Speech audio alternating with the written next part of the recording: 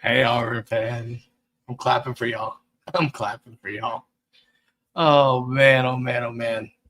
Welcome into the DGD Podcast. As always, I'm Robert. That's Keon. Keon, how are you doing, sir?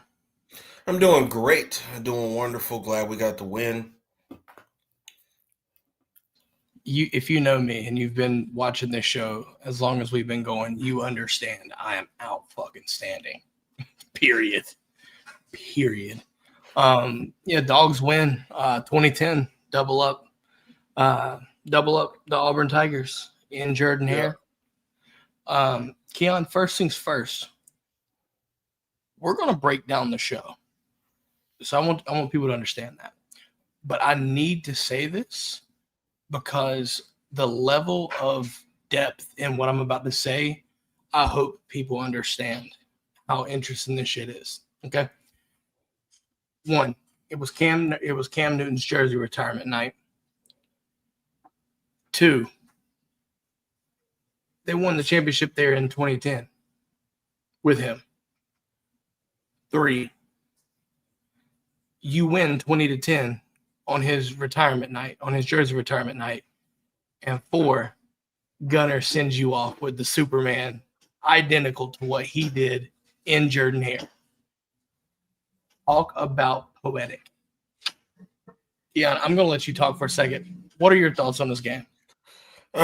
So I'm gonna just tell you yet again. First half, absolute plunder by our defense. Wasn't able to even get our offense into a rhythm. Second half, of course, was much better. I'm still out on this defensive staff. I'm still out on Glenn Schumann and the rest of these guys. I mean, if we can play the way how we play in the first half or in the second half, the whole game, if you can just give me like a handful of games this year where it's just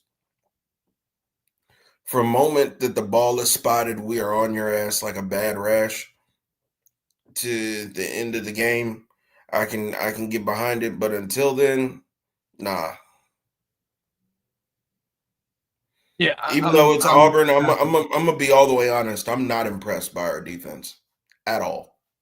You know that we rank 60th in the nation in pass defense.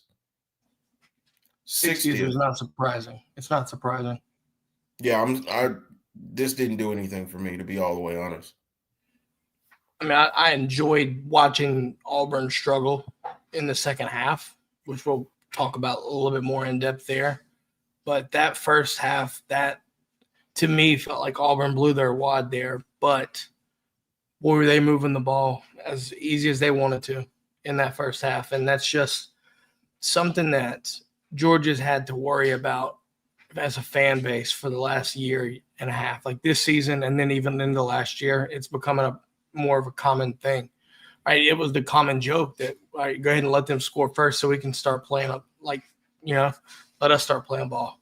Now you're looking at, all right, let's get this half over with so we can play real Georgia football. That's unacceptable.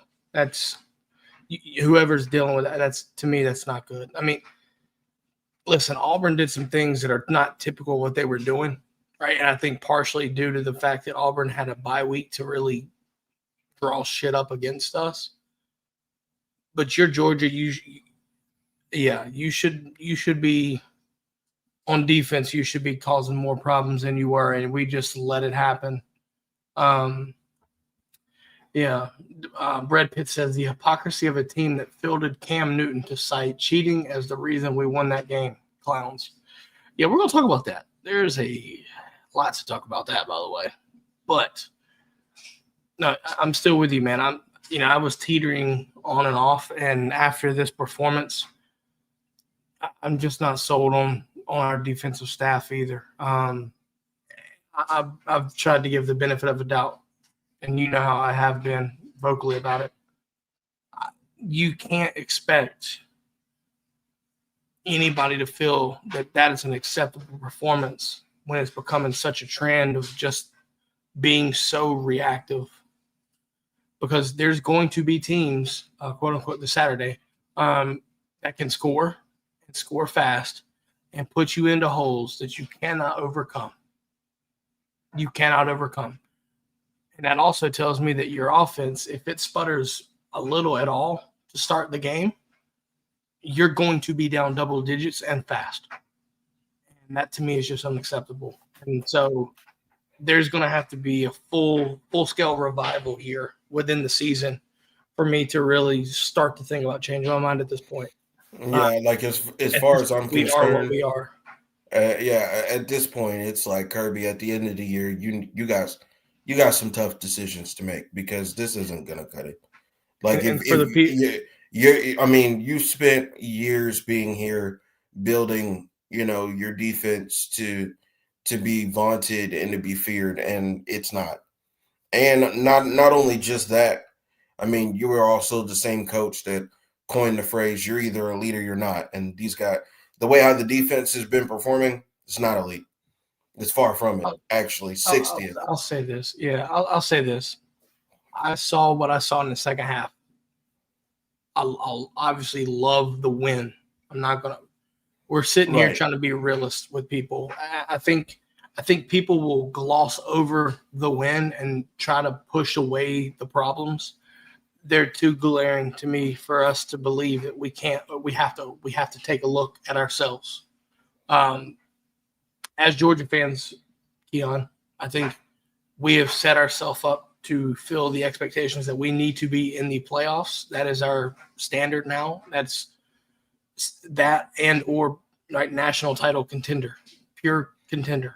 And yeah, we're not doing it with these guys playing. If that defensive performance continues, like then this, no. like it's not happening. Like, No. and I really hate to be the Georgia fan to say that, but it's not happening.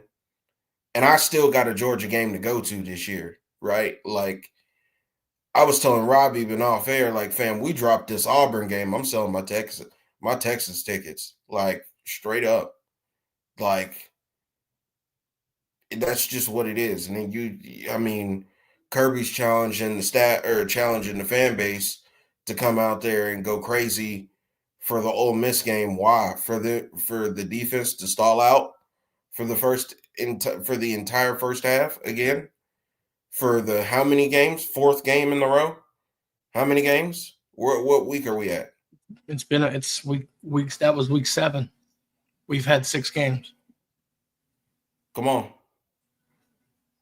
How many times are we going to continue to absolutely stall out on the defensive side of the ball in the first half? I mean, it's gonna get, like, if this continues, it's gonna get to a point Kirby gonna come out and try to challenge the fans, and the fans are gonna respond, and he's not gonna like it. Because at the end of the day, if you can't get the offense in a rhythm to get guys, in a rhythm of being able to make plays and catch the ball and do what they need to. Also, shout outs to Noah Thomas for making a crucial snag. And I gotta tell you, as the podcast Texan on this show, I love seeing Noah Thomas out there making plays. I will tell you this for all of those that are still concerned about Gunnar Stockton, understand as these weeks go on, he is getting better, and we got to give him time and we got to give him grace. And I'm really talking about myself because I've been hard on Gunnar, but it's realizing that, like, he really needs this time and grace for him to grow as a quarterback. And he even said it in the presser today. I just got to start letting that shit rip. Now, he didn't say it like that, but the sentiment is still good there. Paraphrase. Good, yes. You know what I'm saying? Yes, let that shit rip. That's what he wanted to say. Go out there and crank that motherfucker. No, but he's just gotta trust himself. He's just gotta trust himself, man. And we got Noah Thomas involved. I want to see Noah Thomas be more part of the game plan because he is a game wrecker. I do believe that he can go out here and make plays for us. And to be all the way truthful,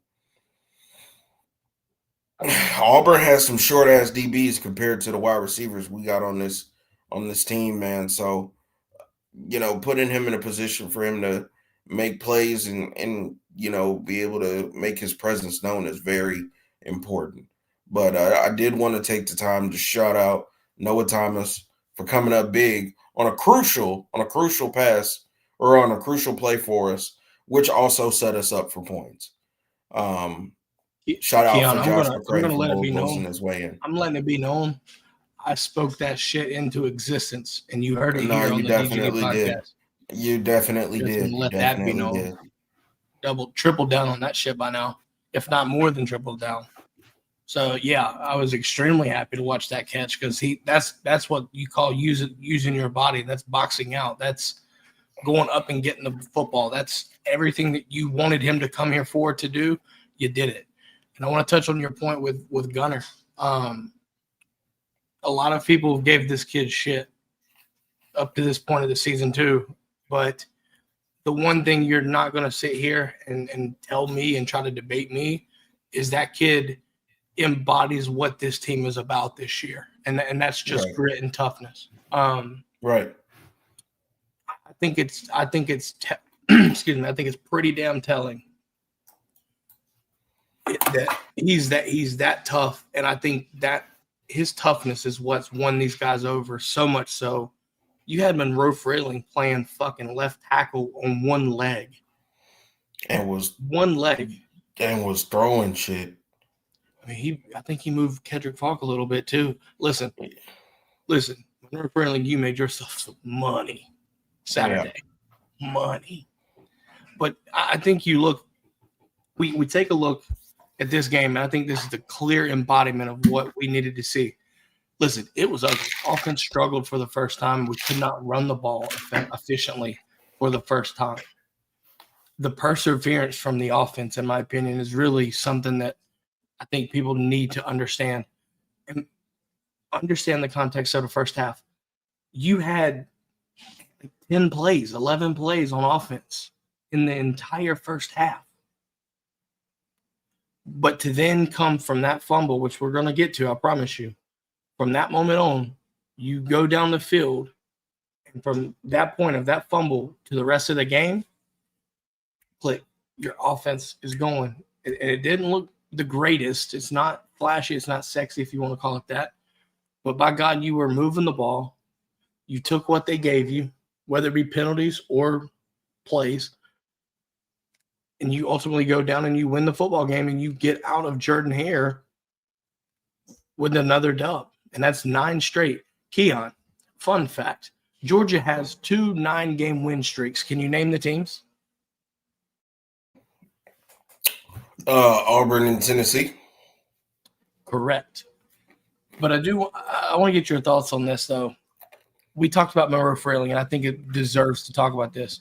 When you saw Monroe Frailing playing, what were your thoughts on that? Like, just give a good in-depth breakdown on that, because I think there's a lot to be talking about there.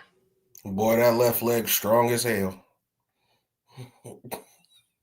That left leg strong than a motherfucker, boy. There were plays where he legitimately was hopping on one leg and holding a block.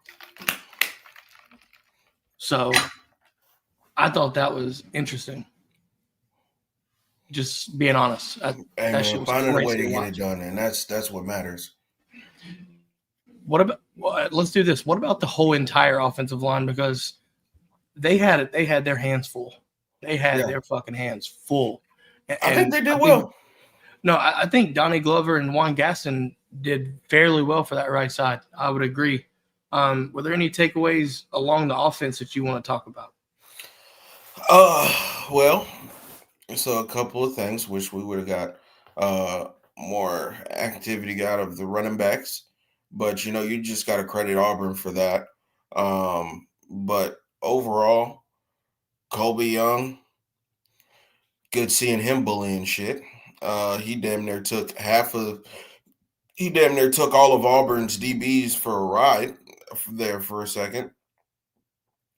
Yet again, we mentioned Noah Thomas with the deep reception put us right. I believe it was within the 5, which set up the go-ahead touchdown. you gotta give it up to Zachariah Branch as well, being able to make plays in space. And London Humphreys as well came up crucial for us as well.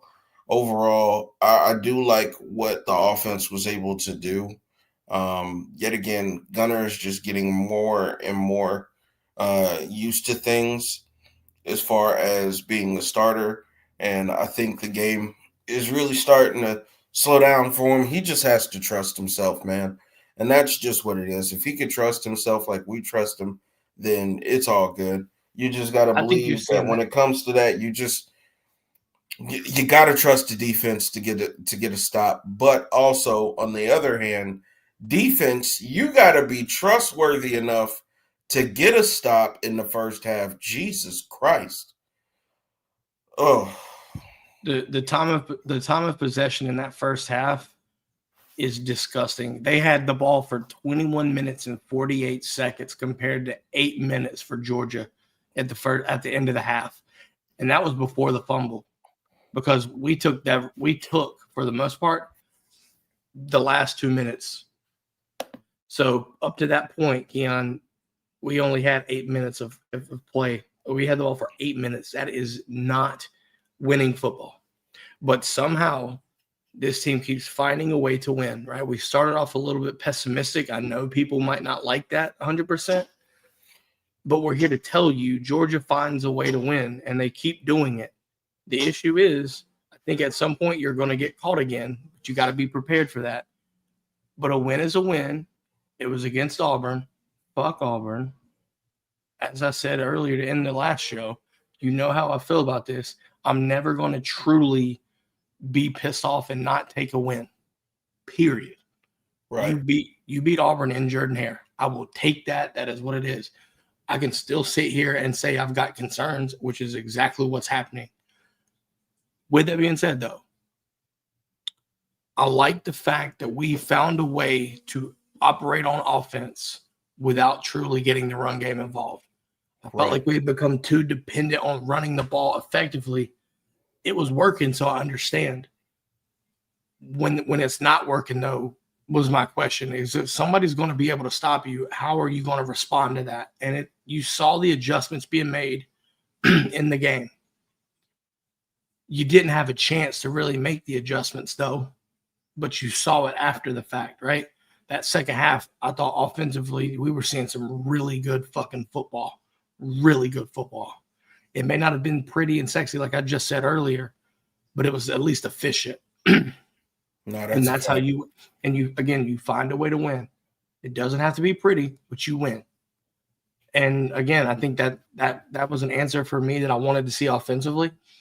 I know this doesn't sound normal, Keon, but I'm when our offense is on the field, I just get this feeling. I'm just not pure comfort, but more comfort to know that I think they can run the ball and or operate the offense enough to feel confident that I think we can go down and at least get some points.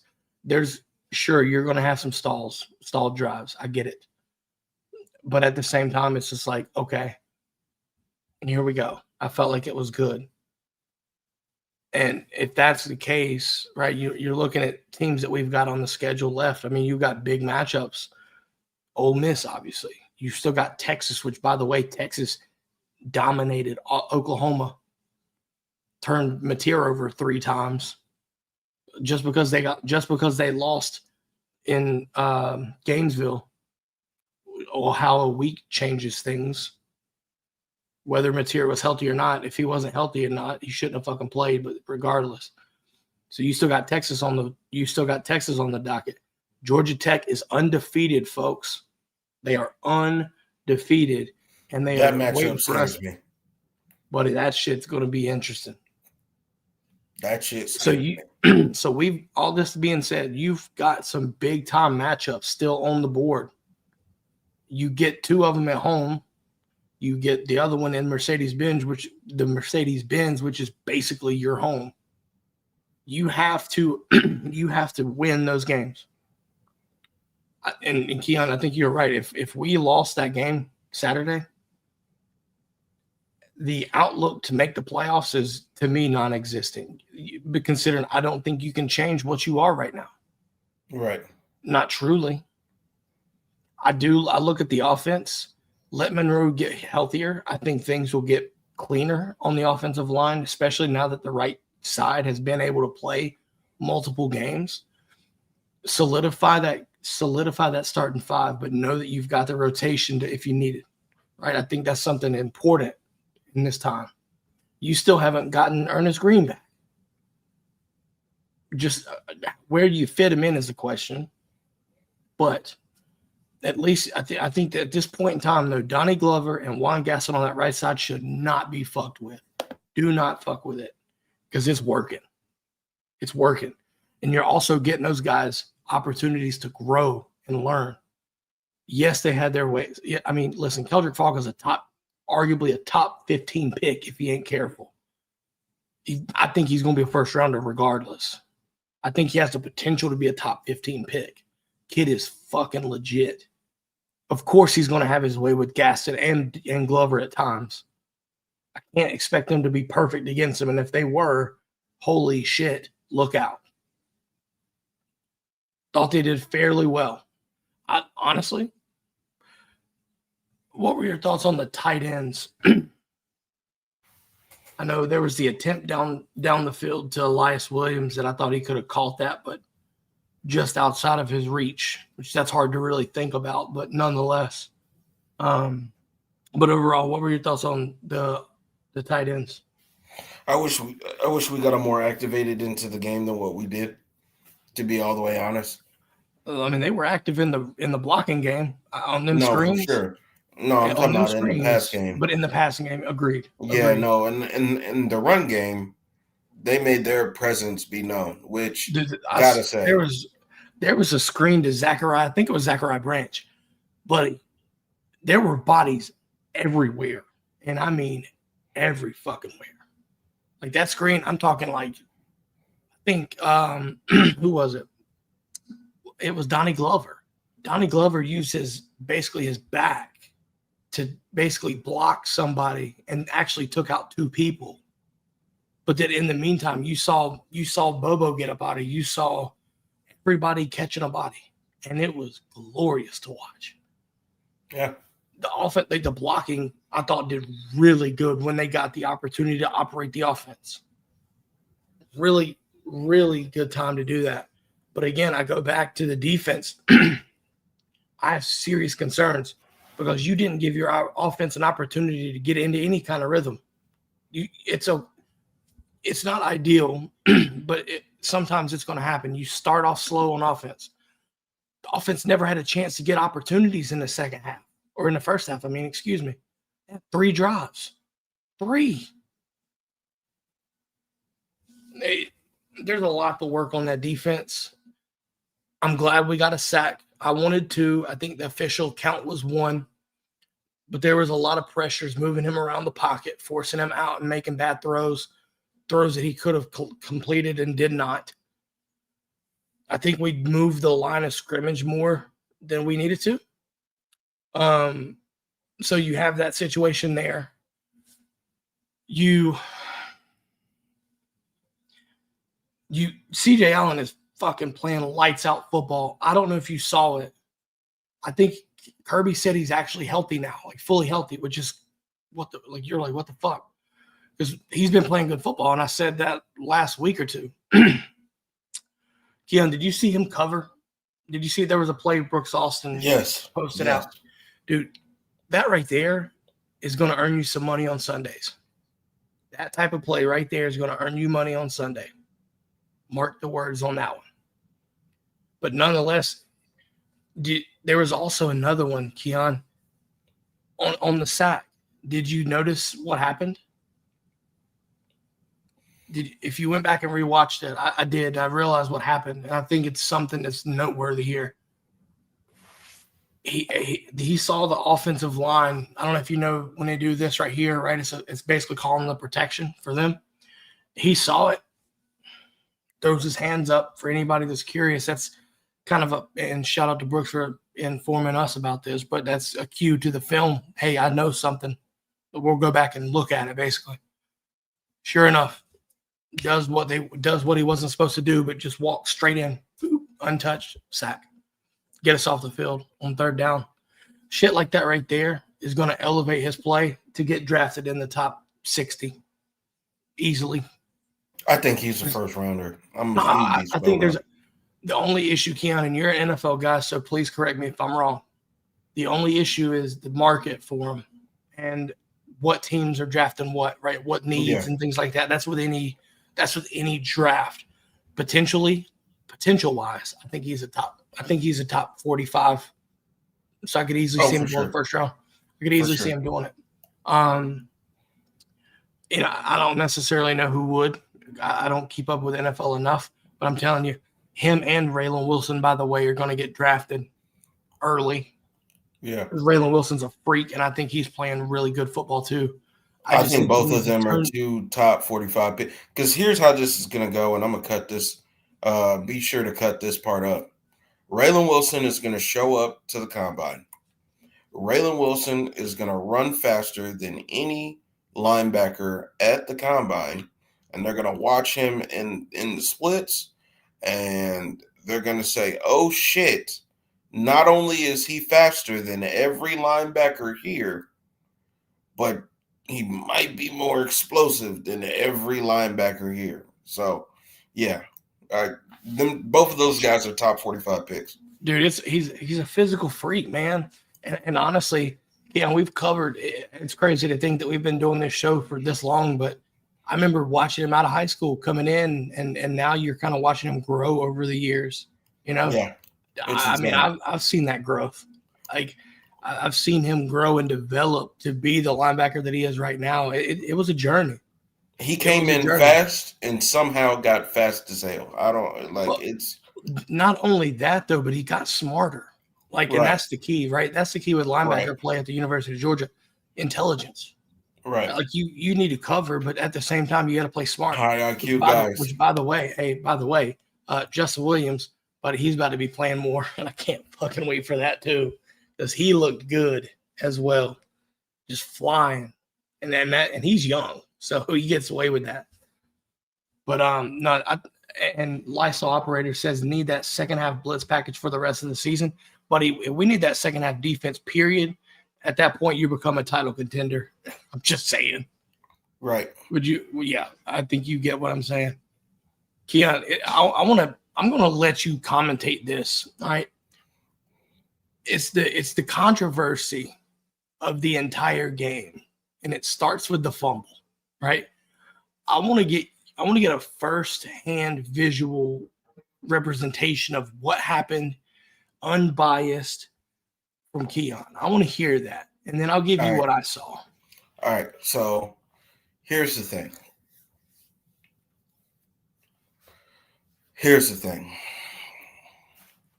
That ball started moving before he broke the pylon. Before he broke the line, that ball was moving. Let's also acknowledge, and I don't know if you're aware of this, Rob, that ball was punched out by two different people. And those two different people is C.J. Allen and Raylan Wilson. So let's understand, before they both punch the ball out, you are already beginning to see the ball as his hands flip over. You can already see the ball coming out. It was already coming out. Then, of course, you had Raylan that came in it because Raylan got to the ball first. Raylan came and punched the ball. The ball began to move even more than what it was because, like I said, it was already coming out before he broke the pylon.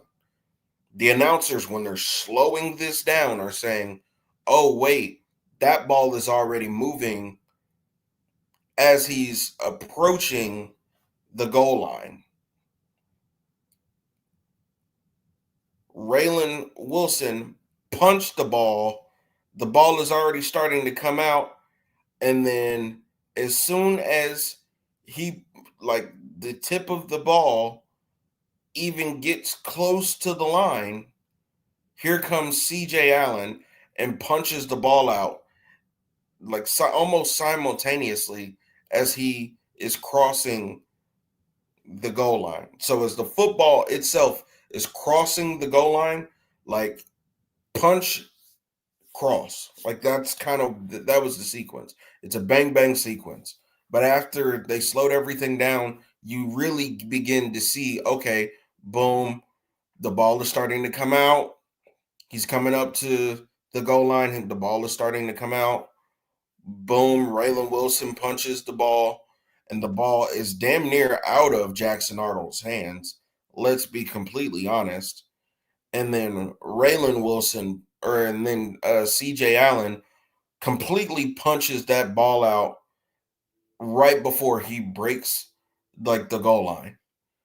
So to be honest with you, I think that whole thing was handled horribly. I think the officiating for this game was absolutely horrible, and that's on both sides. It's not even just us, it's not even just them, it is both sides. The communication between the officials and the coaches, absolutely horrible. I mean, sheesh, you had Kirby come out and say, "Yeah, I never was told anything about that. I was never, they never came back to me and told me anything." So to be honest with you, it should have been a fumble at the goal line. And as far as I'm Scoop and concerned, score. yeah, scoop and score. Because mind you, because here's the rule, right? The official is not they're not supposed to approach the football without blowing the whistle. So they blow the whistle, then they approach the football. That's the sequence. I've had this discussion with multiple people who at that moment sat down and looked up the rule on it. They blow the whistle, then they approach the ball. These guys just approached the ball and didn't blow the whistle, so the play is still live. The play is not rendered the play isn't rendered dead until that whistle blows. By the time they blew the whistle, I mean you already had Kyron Jones damn near walking into the end zone. So as far as I'm concerned, we got 7 points stolen from us. And even if you're an Auburn fan that's listening to this and thinking that I got it completely wrong, let me just tell you, that play, one of us should have got a touchdown, no matter how you want to look at it. I mean, y'all could have got the touchdown, and that's fine, but understand you still would have lost the game because the score would have been, at best, 17-20. Still lost. The fact that the refs fucked that up so bad to literally and take the communication away was from so both. Horrible. Oh and then God. We got the ball spotted at the inside of the. It wasn't even the 1 yard line. It was inside of the one at the like half inch or the half yard line. Like that's crazy. It single-handedly took away a touchdown from both. Listen, I can't stand Auburn fans. And I'm here to tell you that one specific play did not cost you the game. Okay? No, it didn't. You had a whole half to fix it and play the game for the whole second half, and you didn't. You completely melted down. And I want to thank you for all of the yardage that you gave us on that last drive to get us to that field goal, to get it 10-3 before the half. That right there, folks, was a undisciplined football team in real time. Just some off the wall, just immature shit. Seriously, like you have Georgia stopped. You do, and I don't think it was that drive specifically, but Kyan Lee, earlier in the game, you see him basically just getting over and taunting him and stuff like that. Real emotional aspect of the game right there. Gives you 15 moves to chains. Then you have the targeting. Listen, we talked about this earlier in the show. Gunner, tough as nails, buddy. He took a fucking shot. Absolute fucking shot right there. And got back up. And kept driving. And that's, to me, that is fucking crazy to think about that, though. Period. And then I want you to talk about the timeout. please, for the love of God, talk about that timeout because I'm gonna let you start it and then we'll continue that. But that shit's ridiculous. Yeah. So on defense, right? You had a safety who was you had an Auburn safety who was trying to pretty much simulate a snap count, and he was clapping, which you cannot do. It's no different when you see Georgia try to mug on defense, right? We're never snapping and doing this. We're not clapping and doing this. It's ready, go, and you see the line shift. They tried to pretty much simulate that snap count by clapping to try to try to catch guys off guard. And of course, they're saying, "Oh, well, Kirby, he's called the timeout. Oh, well, they should be charged for a timeout." Well, I mean, his whole thing was letting the ref know, "Hey, they're doing something that they're not supposed to do." Mind you, I think Kirby even came out and talked about it, saying, "Hey, look, watch out for this because this is what they'll do in games," which they already know. Hey, look, you can't do this. So I don't know. People are saying, "Oh, well, he called the timeout. You can't do this. You can't do this." And it's like, "Hey, look, they're clapping. They're clapping. They're clapping." So even here's how I see it. Kirby could have been calling the timeout, and that's fine. I don't care. But at the end of the day, when you rewind it and the ref recognized, "Oh, wait a second, he was doing that. Oh, wait, he can't do that. Reset it downs. All right, cool. We're gonna just run this play again." That's fine with me. Because the inverse to that is, okay, well, Auburn, you just got a penalty, and now it's a fresh set of downs on top of that.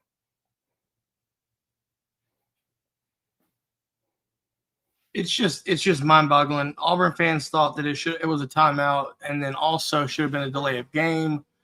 The refs somehow find a way to fuck it up and not give the timeout or a delay of game.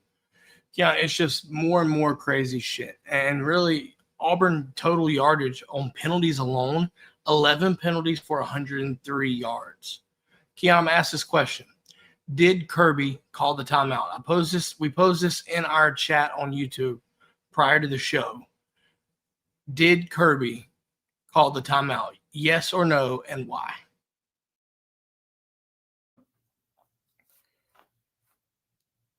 Honestly,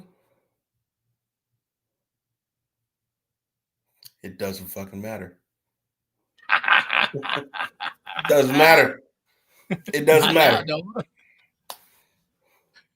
He could have. He could not have. Who knows?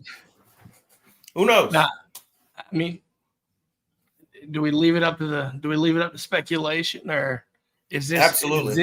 is this the new Athens clap?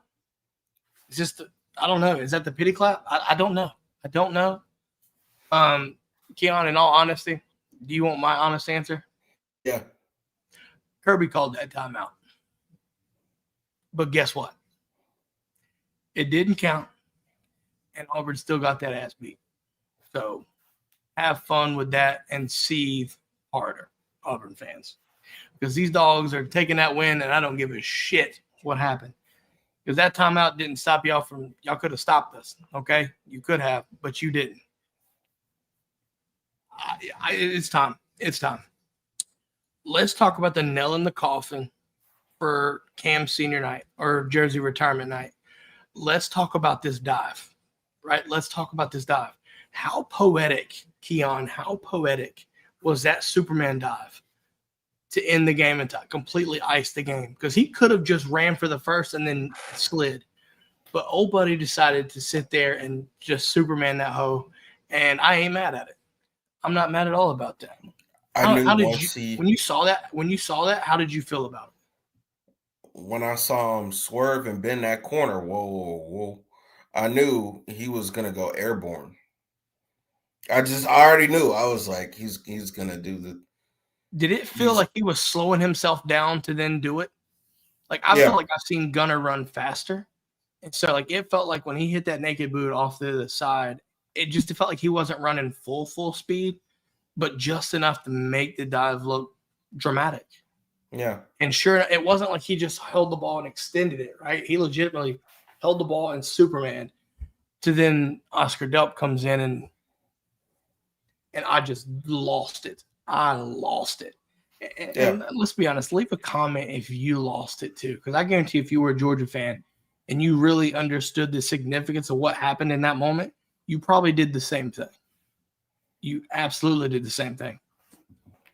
Because, Keon, I genuinely think we've came on this show and talked about this for years, especially when talking about this game specifically. Jordan Hare's cursed, man. Jordan Hare is cursed. For sure.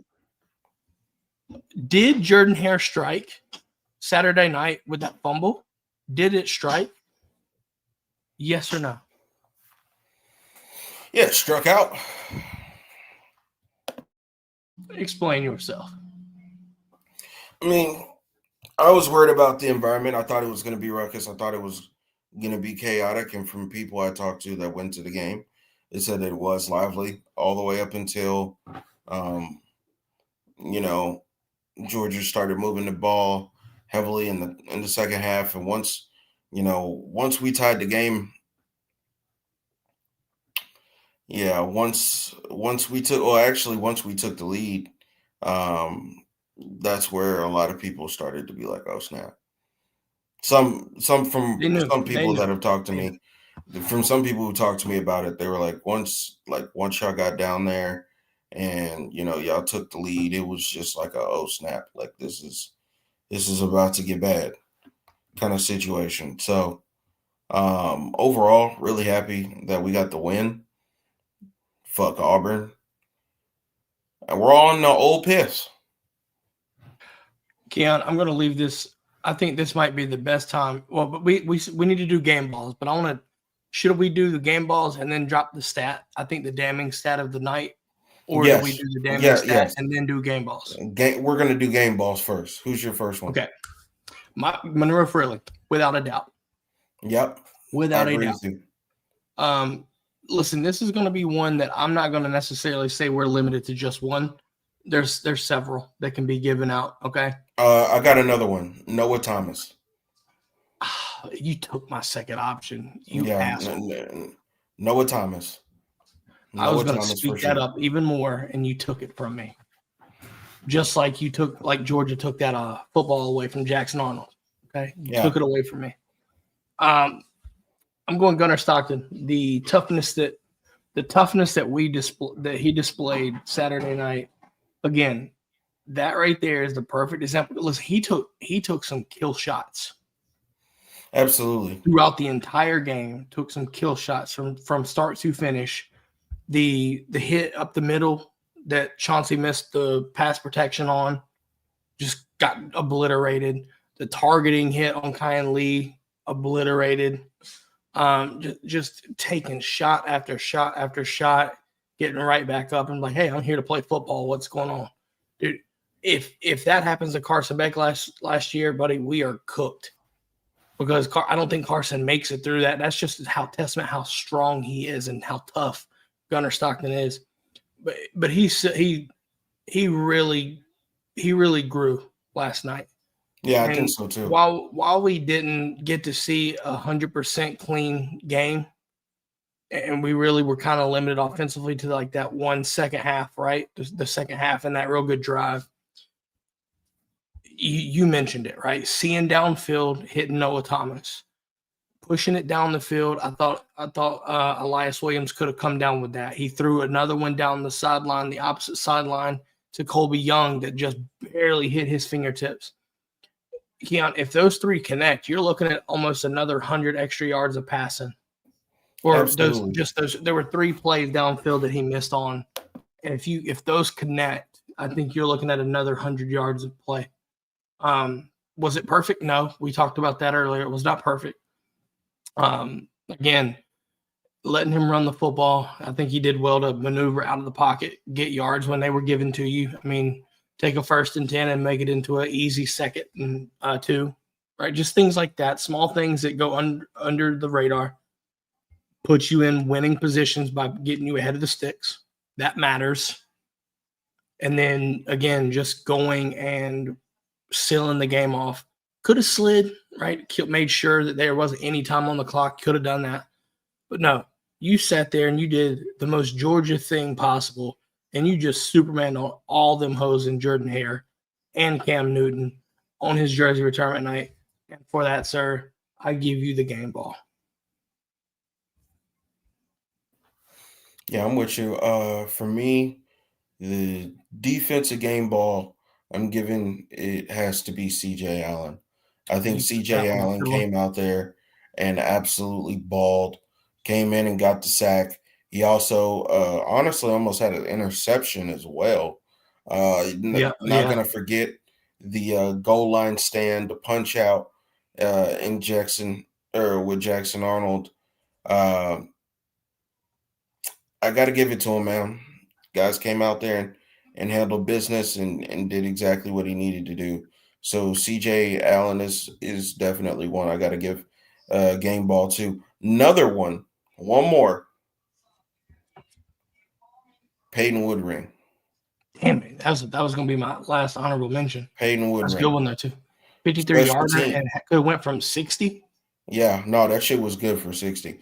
Got to Yeah. give it to him. Yet Yeah. again, love what he was able to do. Came in clutch for us. It's not often that we call your name and need you to rise to the occasion, but this time we needed you and you showed up and we love you for it. Yep. I mean, even if you missed one, right? I mean, it could have been 23, but hey, it is what it is. Keon, I've got two, and then I think we'll move to the damn stat of the game. My first one will go Zachariah Branch. He is your consistency on offense. He is your consistency on offense. He is your guy, and he demands the football. Listen, he gets the ball probably the most out of any receiver. And is it crazy that I think he should get the ball more? When he has the football in his hands, Keon, he is electric. He makes guys miss. He is a man beater by himself. He is a positive influence on your offense in totality. It was on display again. He's always getting yards. And therefore, when you watch him in the screen game, you watch him in just making plays. He had a nice return on special teams.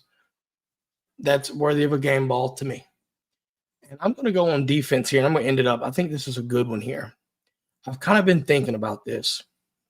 I've got two thoughts in my brain. And so if I had to choose, Keon, I want you to guess who you think I'm going to give it to. Do I give it to Kristen Miller or do I give it to Quintavious Johnson? Honestly, either one. Honestly, because both of them balled out. Agreed. I think Kristen Miller, because he didn't get any like true stats, I think that shit went under the radar. Buddy was playing some good football Saturday, and he really resetting the line of scrimmage. But I was really thoroughly impressed with Quintavious, and I think it's so much that I'm going to make my decision for Quintavious. I saw things that we hadn't seen from him in that second half, the stunts and the twists and things like that. I don't know if you noticed that, but it was enough to get Jackson Arnold out of the pocket. Wasn't getting home, but enough to make him move. And that disrupts your timing, especially in RPOs. When they were running RPO system, that right there will disrupt an entire play. So that has a tremendous impact, right? Just being able to make him move and hold the ball for a little bit and extend that play because it disrupts the timing. And yeah, give me Quintavious. But listen, I respect the game that Kristen Miller played because he was resetting that line of scrimmage. But we've sat here for weeks now and talked about wanting to see some kind of pressure and just do something different. And I think we got that in the second half. And I think Georgia would be absolutely asinine if they don't continue to utilize some of the things from this second half of that game. I understand Auburn wasn't that great as a pass rush, right? They give up a lot of sacks. We talked about that on the preview. If we do that consistently and get more reps in that, I think we're going to create havoc to where we need to be feeling comfortable, Keon. I really do. I need to see it. I need to see more of that. And honestly, I'd love to see that throughout the game. Let's be honest. I think we all agree on that. Agreed, for sure. Yeah. So those are the game balls. The damning stat of the night before we end this up. Okay?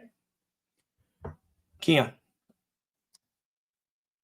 Auburn had a 237 to 78 yard advantage in total offense.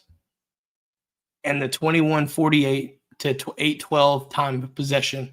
We talked about the time of possession at the half. By the end of the game, Keon, and everyone involved, you went from 237 to 78. At the end of the game, Georgia had 296. Auburn had 277. And Georgia had 30 minutes, 19 seconds compared to 29:41. Buddy, that is called second half domination. But we did it when it mattered most because that's when you win the football game. You don't win the football game in quarter 2, but quarter 4. Talk about a momentum shift. 40 yards in the second half. That's the type of defense that's going to win you championships, but it's got to be consistent. We wrap up this Auburn game. Keon, any final thoughts before we wrap this up and get ready for the next matchup in Athens this week? Just moving on to the next, man. It's all about stacking wins at this point. Survive and advance, baby. We talk about it at March Madness all the time, Keon. Survive and advance. That's it. Shout out to Lysol Operator. Said Keon and Rob called how that game went. Great show. Hey, thank you for that. At least we're paying attention. Appreciate here, right? We try to teach y'all some. We try to be right from time to time. And I thought Brett Pitt was helpful too. Gave us the total penalty yards. He was the one that called the comment out that said that Auburn gave up over a football field's worth of penalty yards, and that was the 11 for 103. That's also another problem, but that's neither here nor there. Oh, Keon, I hate to do this, but I think this needs to be discussed. The news about Damari Alston today that popped off is despicable to me. If for anybody that hadn't heard, Auburn's running back that split with Jeremiah Cobb, Damari Alston, was kicked off the team for not meeting the standards of the program. Keon, how are you kicked off the team for not meeting expectations when you're the fucking captain and Hugh Freeze selected him? I have no idea. I genuinely don't know how to respond to that. And listen, I'm taking my Auburn hate to the side on this one. That's a horrible fucking look regardless of who that is. Horrible look. Not only do you have to come in and talk about the game and losing the game, but you kick off a team captain. I'd heard that he may have been wanting to request a red shirt, and that was the key there. But regardless, that's got to be one of the worst PR looks I think I've heard from Auburn in quite some time, and that's saying something because you had the whole Harsin era. You can't do that. And honestly, I applaud the players for standing up to him, standing up with him, because that shit just don't sit right with me. And y'all know I hate Auburn, but that just don't sit right, regardless of who the team is. You named him a captain, and now you telling me, nah. I mean, the same can be said about Hugh's performance. He ain't reached the fucking expectations of that team either. But who am I to say? He's the head coach. I'm not. Right? Horrible PR look. Couldn't have come at a better time after that ass whipping y'all took in your own stadium. You can say what you want, but damn stat sealed the deal, man. Yeah, I had to say that because that shit was crazy. I saw that and I was like, man, how you gonna do that? But neither here nor there. We move on from Auburn, Keon. We get ready for Ole Miss coming to town, undefeated Ole Miss. Got a lot in store for that show. We're gonna have our weeks. We're gonna have our week 8 picks, Keon, and we're gonna do another episode of 3 and Out. But with that being said, we put this Auburn shit to bed. We're gonna Superman that hoe up out of here, and you. Until next time. Have a great night, evening, good morning, whenever you're watching. Make sure to like, follow, subscribe, rate it, review. BarkPerformance.com. Use code DGD Podcast 10. Get 10% off your first order. Support those who support us. Get the peach flavor. Peach flavor. Keon's the peach guy. I'm the berry guy. Just saying, both of them are good. Can't go wrong, in my opinion. They're both good, but I like the berry. With that being said, that's all we've got for this episode. Have a great night, morning, good evening. We'll catch y'all next time. Go Dawgs. Go Dawgs, baby. Fuck Auburn.